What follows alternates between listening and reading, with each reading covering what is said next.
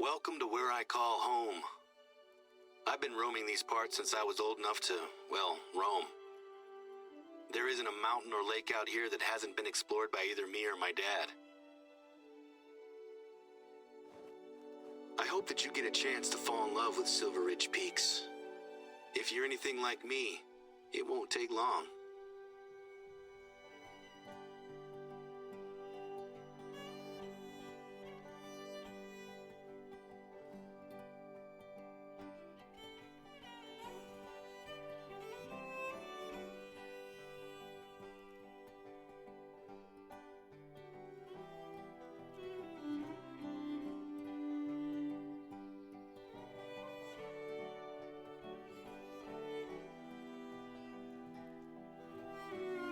Good morning. I hope you got a chance to grab a big breakfast before heading out. There's a lot of ground to cover and it's tough on an empty stomach. Anyway, I'm sure you'll be glad to know that I already have a job for you. While things are quiet, I've been using our outpost to store essential supplies. There is an outpost not far from you that has a small stockpile of bottled water and canned goods. I need you to grab some things from this outpost and ferry them over to one of our observation towers. Don't worry, it's not a long journey. You'll be back to hunting in no time. Before now, we've always just used the lakes for drinking water. But ever since Dad got ill, we've had to put emergency measures in place. We always had emergency supplies, of course. But now we need to account for the possibility that our entire water table is polluted. Dad and I are convinced that it's just the one lake, polluted by the old mining sump next to it. But it's taking forever to get tests done, and it's not worth the chance of someone else getting sick.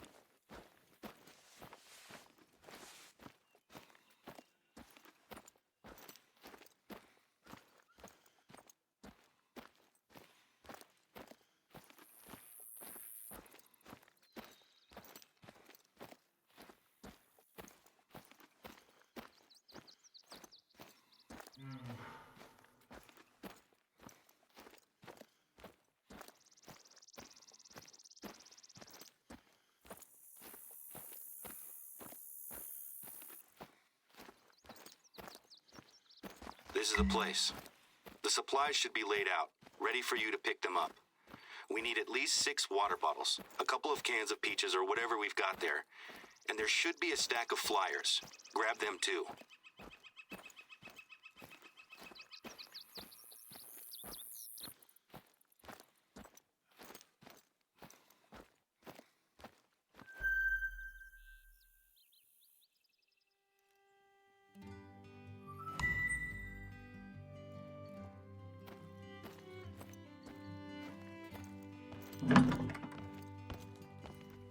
You got everything? Fantastic. The tower isn't too far to go from here.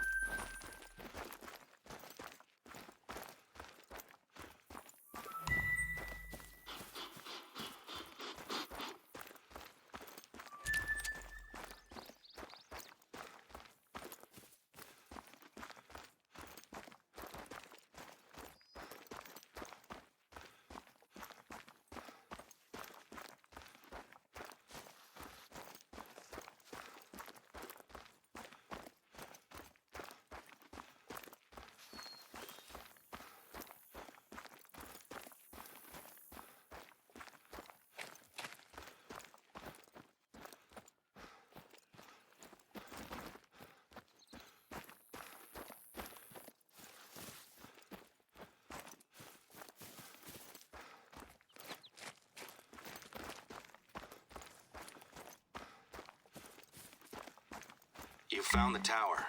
There's hopefully a free shelf inside, somewhere you can stash the supplies. Oh, you should hang on to a couple of the flyers, though.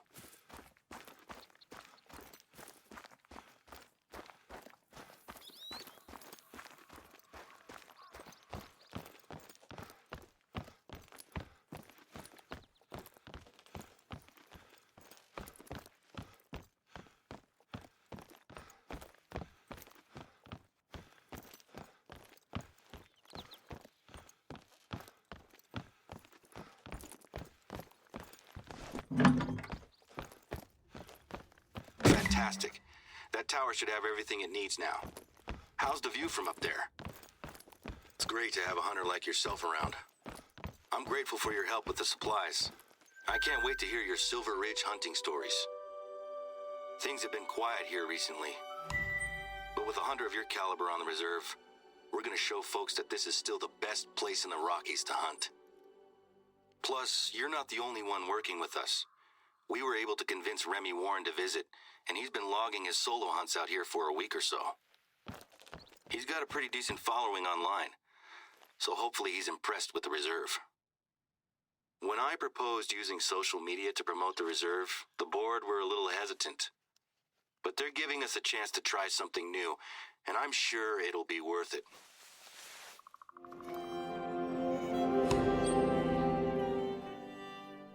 So I suppose you were wondering why I wanted you to grab the flyers, right? There are people who come out here just to visit the lake. I'm fine with people standing on the shore, but until we know exactly what's going on, we need to keep people out of it. I had these flyers made up so we can pin them to our bulletin boards. There's a trail that leads straight to the lake, so I'd like you to pin up one of these flyers at the trailhead. Now, the flyers cover the basics: heavy metals, mining waste, and why to avoid diving in. It's not much, but until we know more, it's all we have. The lake is beautiful, and it's always pulled in visitors. It still looks the same as it ever did. Maybe even better, now that it's calm and peaceful. But now, I can't look at it without seeing what it did to my dad, or what it's doing to the reserve. People discover that we have one contaminated lake and assume that the reserve isn't worth visiting anymore. So far, the local wildlife seems okay, but our bookings for visitors, and especially hunters, have dried up. I have a few contingency plans that I want to try out. I'm a little nervous, though, as our board can be a little conservative. And if my ideas don't involve pulling in hunters, it can be really tricky to get them on board. It was easier to convince the board to invite yourself and Remy into the reserve, given that you're both hunters with good reputations. I'm glad you said yes.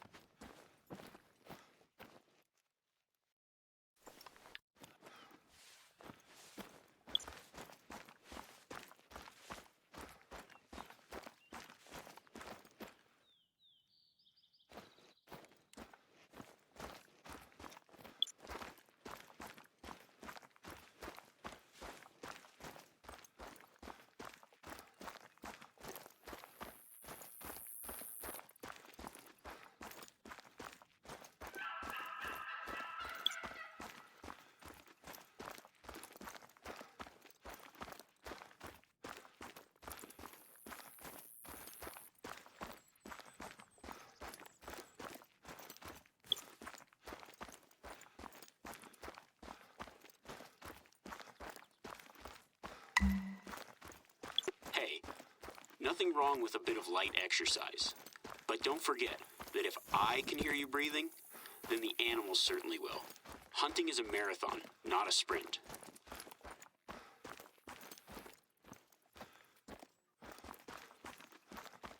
You'll need to get well acquainted with the dirt if you want to cut the distance between yourself and an animal.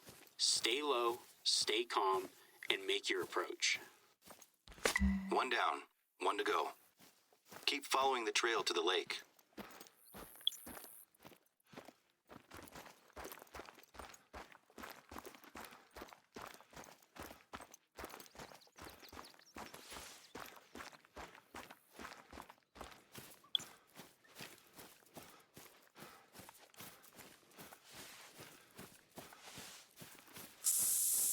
Whoa, whoa, whoa.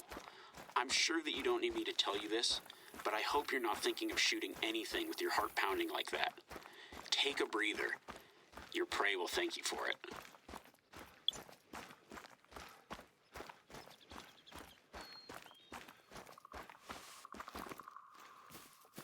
A job well done should be a job well paid. This lifestyle is not cheap. Tracks are my go-to source for insight into animals in the reserve. Species, number, mood. You can learn a lot about them before you've ever spotted anything.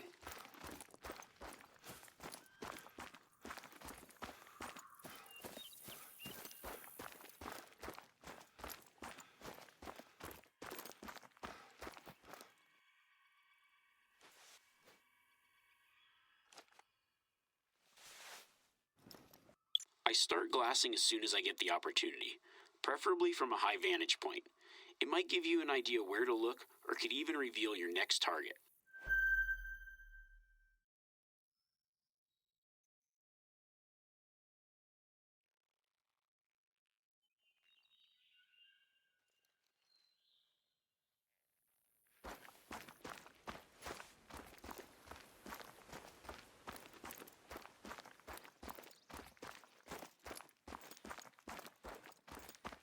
Take a look at the water. If I hadn't told you, would you suspect that the lake was dangerous?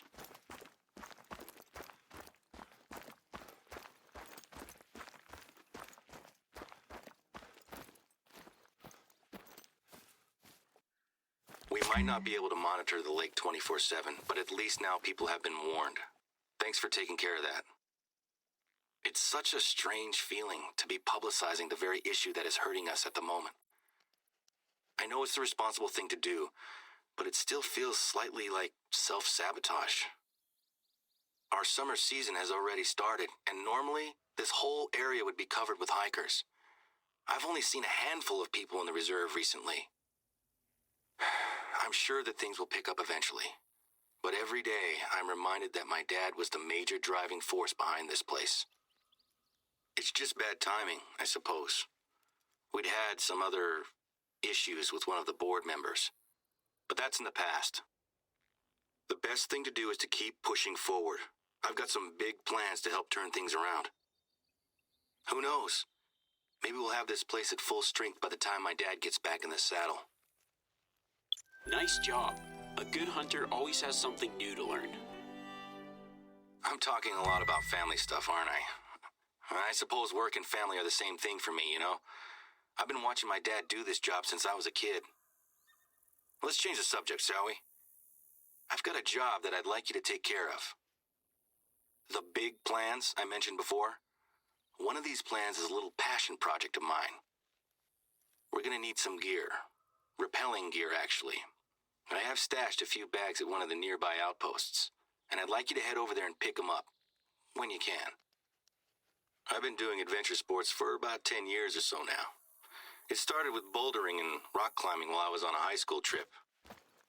Last year, I got an accreditation as an instructor, and I was planning on teaching classes. When my dad got ill, I put it on the back burner. But now, I think we have a good opportunity to commit to it. Unfortunately, I'm a little too busy to teach classes just now. But one of my base jumping friends, Sammy, took the same course as me, so she's gonna lead the class instead.